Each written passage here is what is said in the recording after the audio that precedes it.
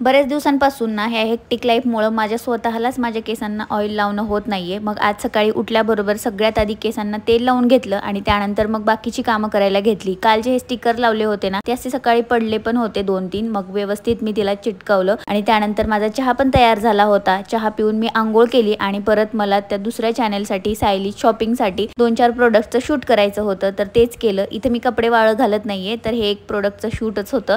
त्यानंतर बघा मला किचन वाटा क्लीन करायचा होता आणि ह्या भांड्याच्या टोपल्याखाली अशी ट्रे जो आलाय व्हॉइस ओव्हर करताना बघा अशा चुका होत असतात आणि परत व्हॉइस ओव्हर करावा लागतो।